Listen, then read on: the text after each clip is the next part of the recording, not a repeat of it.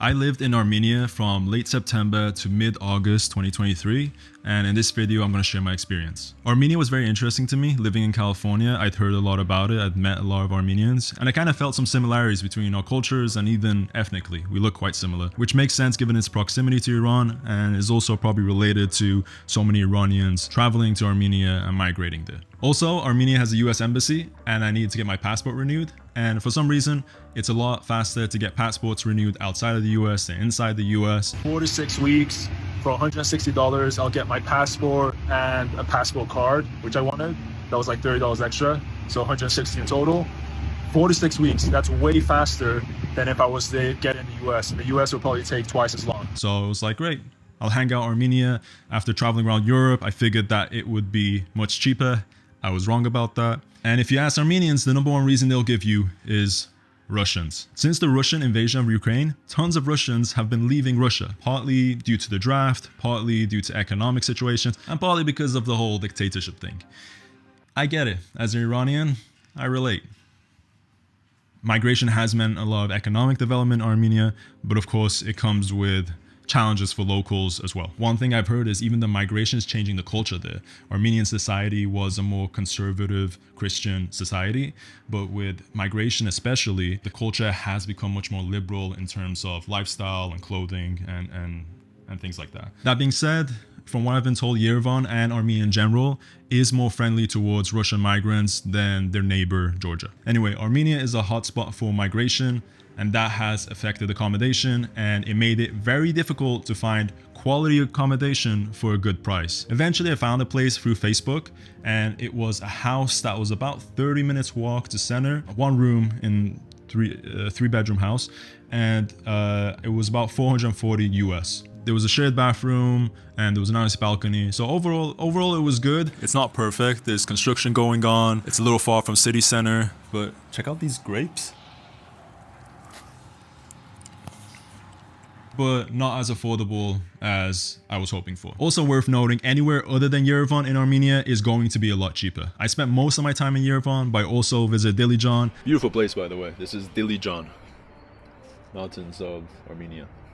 I found an excellent accommodation there that was very affordable. Don't just stay in Yerevan, unless you need to. I needed to because of the whole passport thing. I was just kind of waiting for as soon as that was done.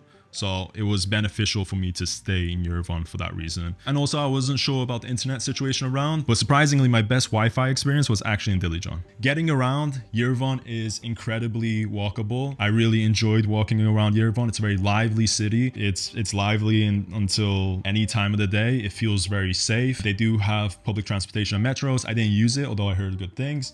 And they also have Yandex, which are taxis, which are very, very cheap. Really beautiful city, really friendly people. I really enjoyed being there. Overall, Armenia was more expensive than I expected. You'd easily spend $15, $20 on a meal, $5, $6 on a drink at a coffee shop. So it's not the most affordable place, especially Yerevan, but I really enjoyed the social vibe there. Food-wise and cafe-wise, there's so many businesses popping up, part of it because of this migration and this influx of money. A lot of Russian places. There's a lot of Russian vegan places. There was this place called 2022 Place that was really good. Also, a really great vegan diner called Future Diner, which we also had the pleasure of hosting several events in. I actually created a vegan meetup group in Yerevan. I have a video on that you can check out. And on that note, it has a really great social scene. If you know the Couchsurfing app, it's very active there. They have events. There's also a Telegram group. If you want, I can add you to that. But I really enjoyed being part of that community, game board nights, and they also had parties and stuff that I didn't go to, but they have there's plenty going on. Also work-wise, Yerevan was quite comfortable. There are plenty of cafes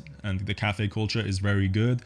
There's one place called Coffee Shop Company. They have several locations, and one of their locations is actually 24 hours, which for a procrastinator like me is, I guess, good. Wi-Fi was hit or miss, but they have great data plans. I got $12 for 1 month, unlimited internet, actually unlimited internet.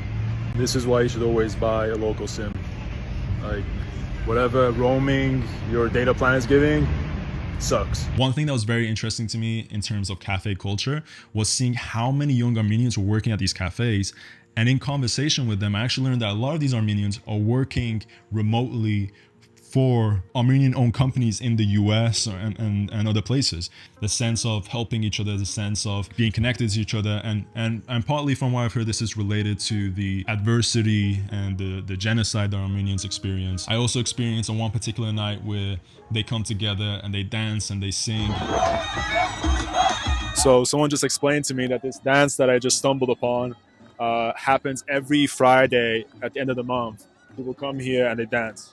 The community feel is very strong in Armenia, and it was something I really appreciated and took note of. It's something I would really love to see in other cultures, and especially in the Iranian community, which I'm a part of. So that was something really kind of beautiful to witness. Fitness. So I was looking for gyms, and actually it was very hard to find a good gym with good reviews and good price. I looked a lot, and I ended up actually subscribing for my most expensive gym membership ever, which was about $250 for Gold's Gym, which is a famous chain. So it was the best option I saw, and I decided to splurge a little bit, and they had really great group classes, and I enjoyed it. But $250 is probably too much, and would I do it again? Depends on the budget. But yeah, overall, I really enjoyed my experience in Armenia, and I am really curious to return and see how it's changed and how it's grown. Make sure to follow me on Instagram. In my story highlights, you'll see experiences from Armenia, as well as other places I've been. That's more kind of behind the scenes and just living in these places. And also I have a newsletter where I share my thoughts from travel, my gear, and thoughts on life in general. Take care. Much love. Peace.